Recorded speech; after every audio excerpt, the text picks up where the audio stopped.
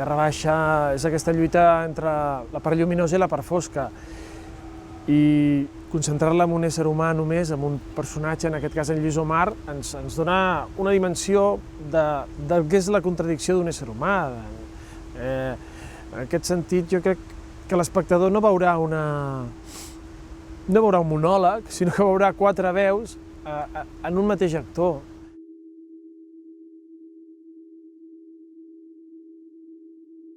Jo la vaig fer per primera vegada l'any 74, que jo tenia 17 anys, i Terra Baixa va ser el primer personatge que va tenir un impacte sobre el Lluís, no? Pel que era el personatge, per les coses que deia.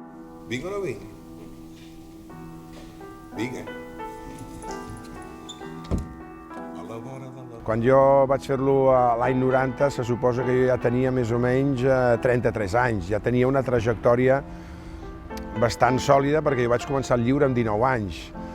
Llavors era aquell record que jo tenia d'aquell noi de 17 anys que somiava que un dia podia ser actor però que inclús no es creia que això pogués arribar a ser, doncs ja era una realitat.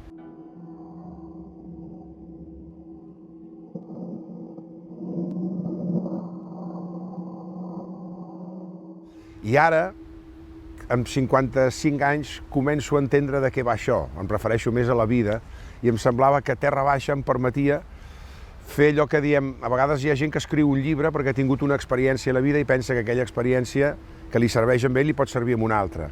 Terra Baixa seria com si jo escrivís el meu llibre amb l'eina que per mi és familiar, que és l'eina de l'ofici del teatre, no?